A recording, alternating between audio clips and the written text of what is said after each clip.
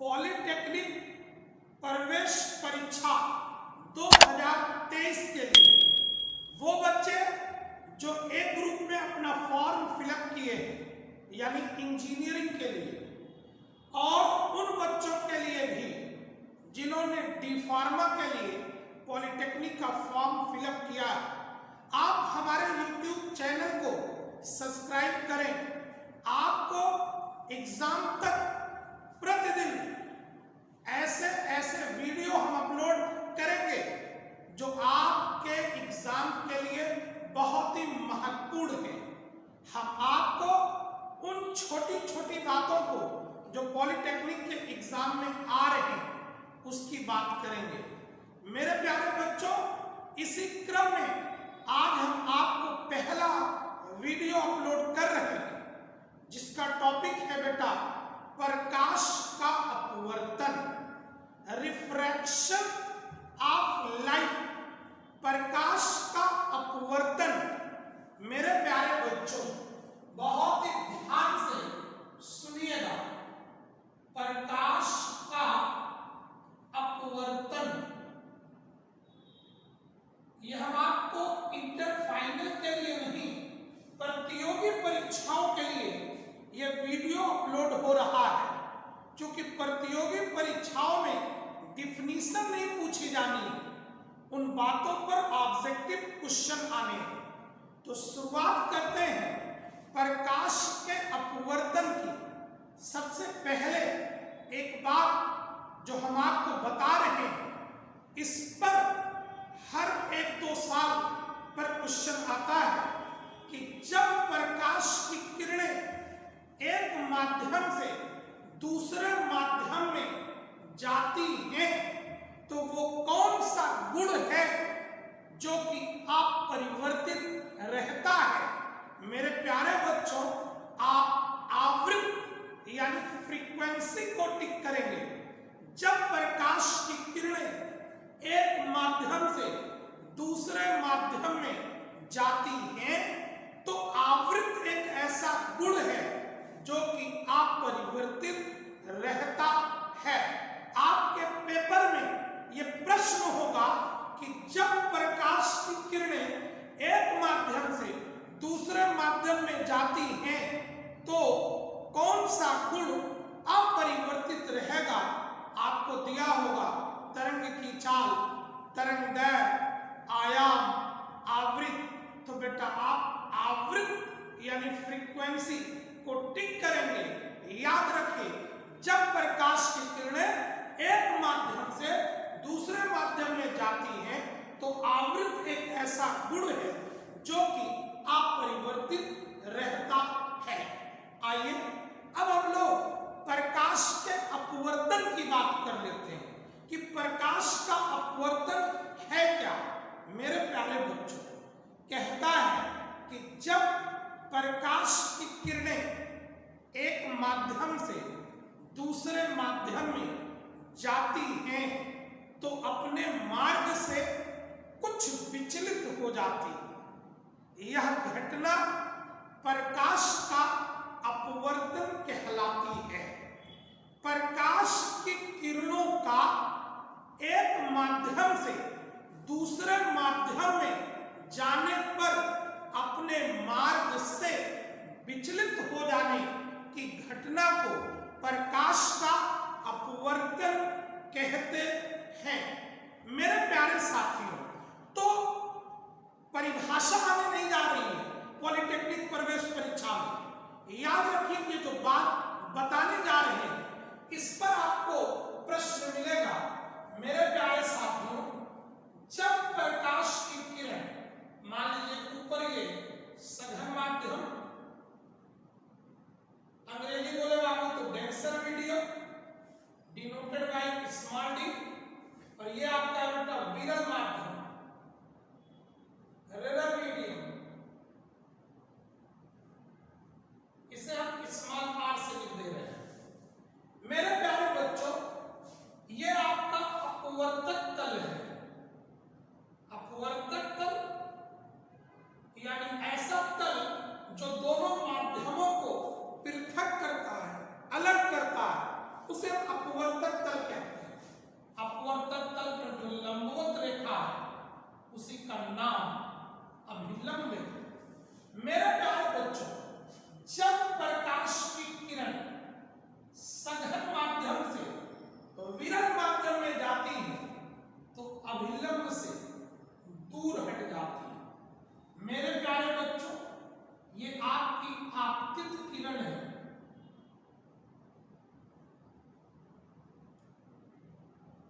ये आपकी अपवर्तित किरण है।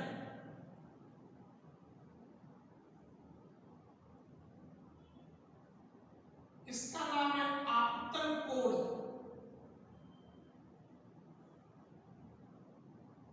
और इसका नाम है बाबू अपवर्तन कोण।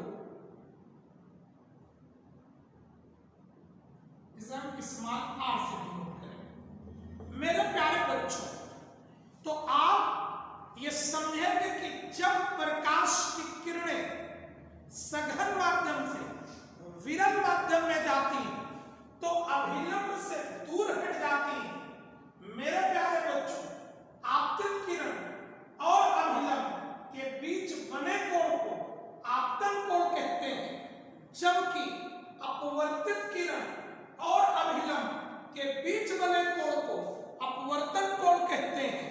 मेरे प्यारे बच्चों, प्रकाश की किरण सघन माध्यम से विरल माध्यम में जा रही है तो अभिलंब से दूर हट रही है।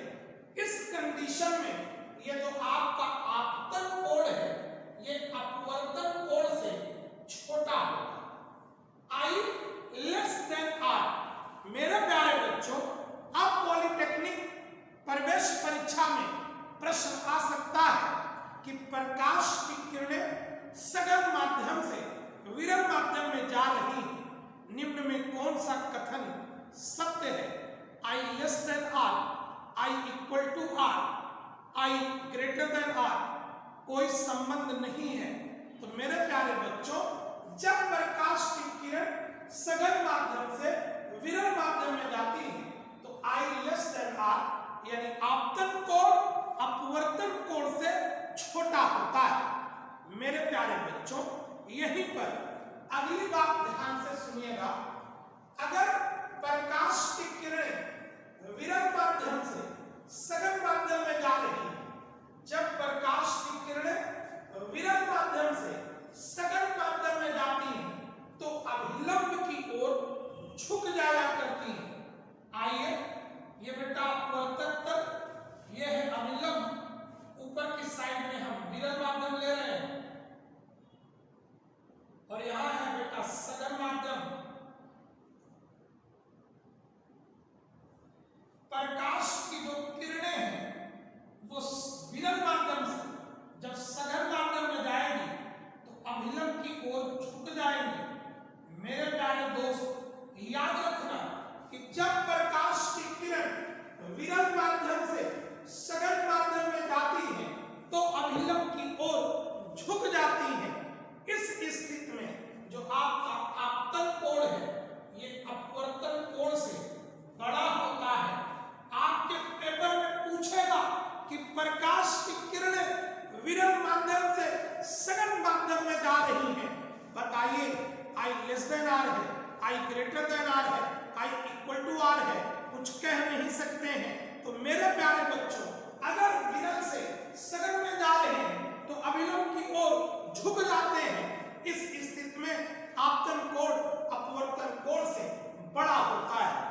अभी तक जो टॉपिक डिस्कस हुआ है आपको मिनिमम 2 या 3 क्वेश्चन मिल सकते हैं। पहली वही बात कि प्रकाश की किरण एक माध्यम से दूसरे माध्यम में जाएगी तो कौन सा गुण है जो अपरिवर्तित रहेगा? जवाब होगा आवृत्त।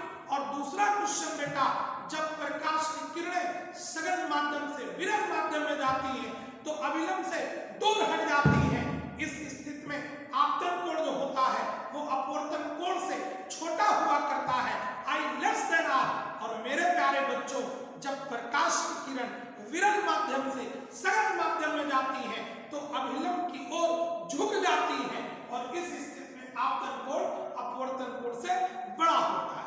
मेरे प्यारे साथियों और भाइयों, अपवर्तन के नियम, अब पॉलिटेक्निक परीक्षा में अपवर्तन के नियम की व्याख्या नहीं आएगी, मगर फिर भी माहौल बनाते हुए हम दोनों नियम बता दें। अपवर्तन के संबंध में दो नियम हैं। पहला नियम, आपतित किरण, अपवर्तित किरण और अभिलंब तीनों एक ही तल में होते हैं। और दूसरा जो आपसे पूछा जा सकता है, प्रश्न बन के आ सकता है, आपने पढ़ा था कि आपतन कोण के साइन यानी साइन आई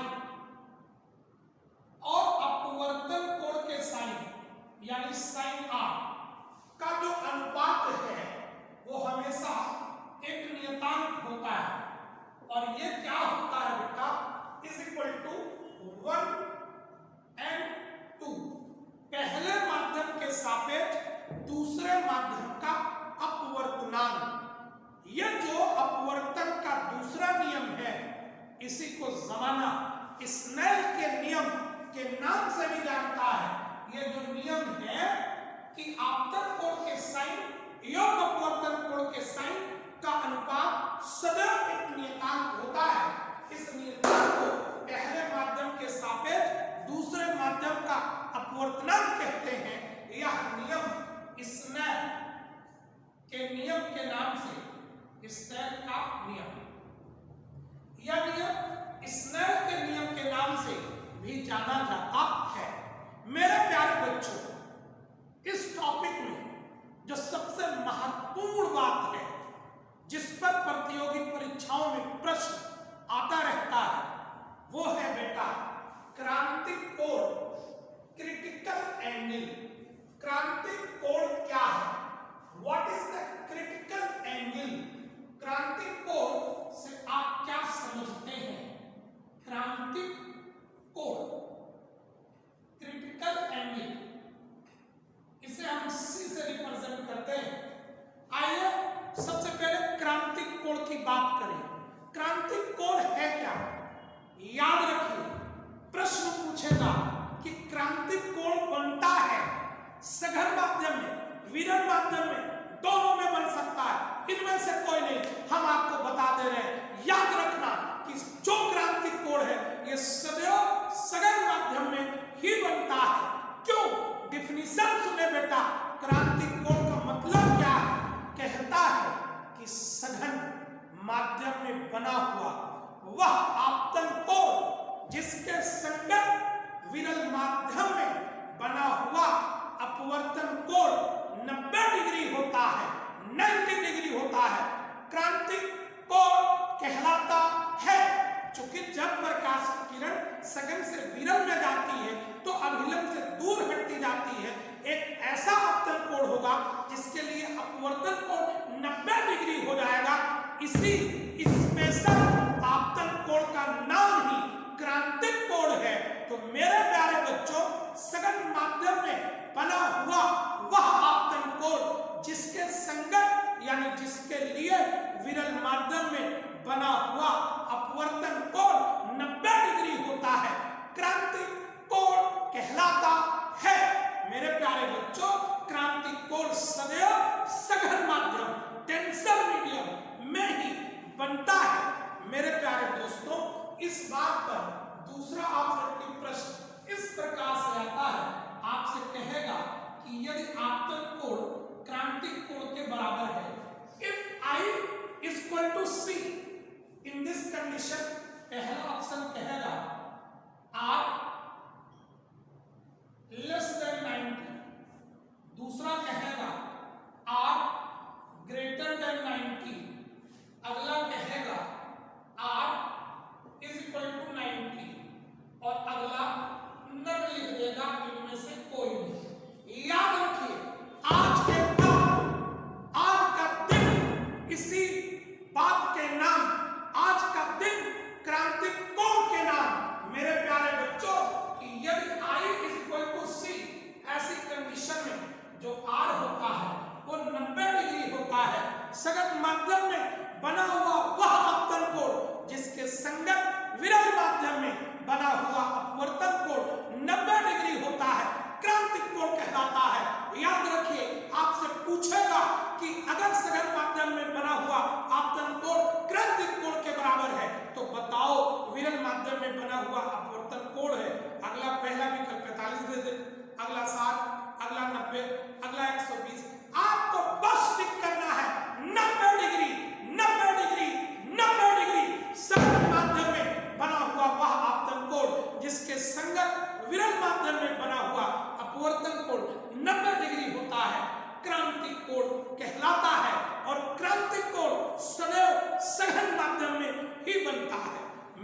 प्यारे दोस्तों और भाइयों, अब थोड़ा सा चूंकि डी फार्मा के बच्चों के लिए भी ये वीडियो अपलोड हो रहा है, बच्चे बहुत ही ध्यान से देखेंगे। अगर कभी आपसे पूछता है सघन माध्यम के सापेक्ष क्रांतिक कोण सी दिया हो और आपसे कहे सघन माध्यम के सापेक्ष विरल माध्यम का अपवर्तनांक, विरल माध्यम का अपवर्तनांक, इसको कहेंगे बेटा DNR, यानी विरल का अपवर्तनांक बताना है किसके रिस्पेक्ट में, सघन माध्यम के सापेक्ष। तो ये होगा बेटा sin I upon sin R और ये होता है बेटा sin C अपॉन sin 90 और बेटा क्या होगा sin C अपॉन 1, यानी DNR ये किसके बराबर होता है, sin C के बराबर। यानी अगर क्रिटिकल एंगल दिया है, क्रांतिक कोण आपको दिया है C और आपसे पूछ रहा है सघन माध्यम के सापेक्ष विरल माध्यम का अपवर्तनांक, यानी अपवर्तनांक हम विरल माध्यम का निकाल रहे हैं, क्या कहेंगे बेटा sin C। और अगर बेटा हम बात करें कि विरल माध्यम के सापेक्ष सघन माध्यम का अपवर्तनांक, विरल माध्यम के सापेक्ष विरल माध्यम के सापेक्ष सघन माध्यम का अपवर्तनांक, वो क्या बेटा आपको कहेगा RMD, यानी विरल के सापेक्ष सघन का अपवर्तनांक।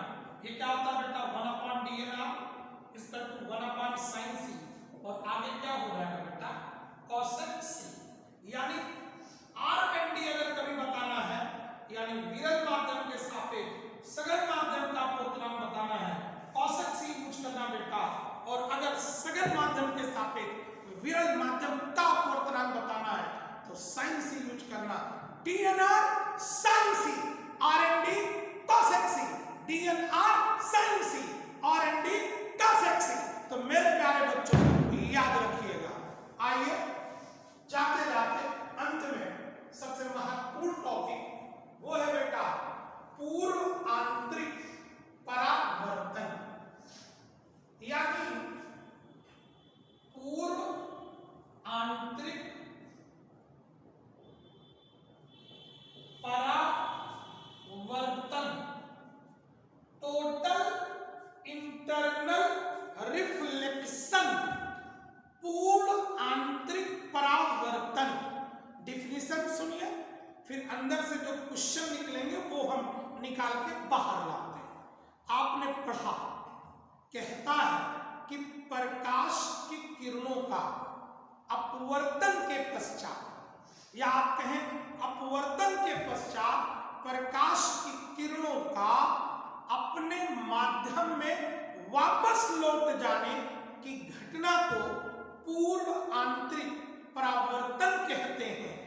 मेरे प्यारे बच्चों, आपने अभी पढ़ा कि यदि I बराबर C तो R = 90, यानी एकदम बॉर्डर लाइन पर। ध्यान दीजिए, ये सघन और ये विरल,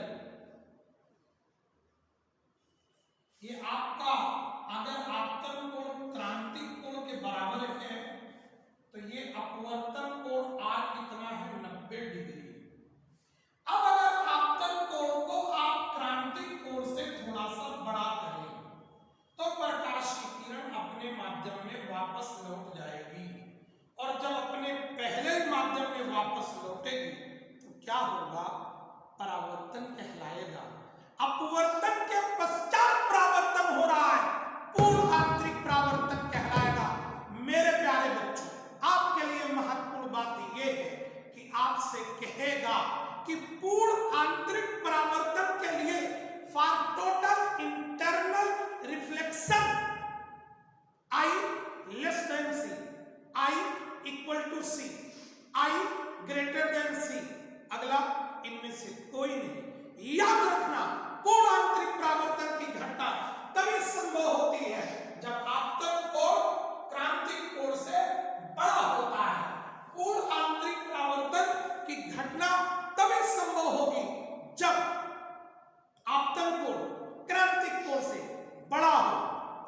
दूसरी जो सबसे कीमती बात कहता है कि पूर्ण आंतरिक परावर्तन की घटना तभी संभव होती है जब प्रकाश की किरण सघन माध्यम से विरल माध्यम में जाती है।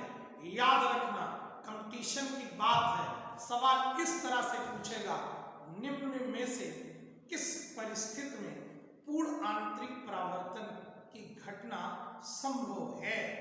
पहला ऑप्शन कि प्रकाश की किरण वायु से जल में जा रही है, दूसरा वायु से कांच में जा रही है, तीसरा जल से कांच में जा रही है, अगला कांच से जल में जा रही है। तो याद रखना कि पूर्ण आंतरिक परावर्तन की घटना तभी संभव होगी जब प्रकाश की किरण सघन माध्यम से विरल माध्यम में जाएगी। अब ये जो विकल्प दिए हैं इनमें देखिए किस कंडीशन में सघन से विरल हो रहा है। जैसे वायु से जल, ये तो भैया विरल से सघन है, पूर्ण आंतरिक परावर्तन नहीं। फिर कहेगा वायु से कांच, ये भी विरल से सघन, पूर्ण आंतरिक परावर्तन नहीं होगा। जल से कांच, ये भी विरल से सघन, पूर्ण आंतरिक परावर्तन नहीं होगा। कांच से जल, यही बेटा इसमें क्या हो रहा है, प्रकाश की किरण सघन माध्यम से विरल माध्यम में जा रही है, इसलिए इसमें पूर्ण आंतरिक परावर्तन की घटना संभव होगी। याद रखना, पूर्ण आंतरिक परावर्तन की घटना तभी संभव होती है जब प्रकाश की किरण सघन माध्यम से विरल माध्यम में जाती है। और मेरे प्यारे बच्चों, पूर्ण आंतरिक परावर्तन की घटना तभी संभव है जब आपतन कोण क्रांतिक कोण से बड़ा है। मेरे प्यारे बच्चों, जो लोग पॉलिटेक्निक परीक्षा 2023 में सम्मिलित होने जा रहे हैं वो जीनियस कोचिंग इंस्टीट्यूट का ये YouTube चैनल सब्सक्राइब कर लें। अभी 20-25 दिन आपके पास है जब आप लोग पॉलिटेक्निक की तैयारी बेहतर कर सकते हैं। हमारे हर वीडियो को आप पूरा देखिए, गारंटी के साथ कह रहा हूं, अपने 23 साल के एक्सपीरियंस के आधार पर कह रहा हूं कि मेरे प्यारे बच्चों, हमारे इन्हीं वीडियो में से आपको 25 से 30 प्रश्न फिजिक्स में जरूर मिलेंगे। आप इस वीडियो को अपने दोस्तों तक भी शेयर करें। बहुत बहुत धन्यवाद।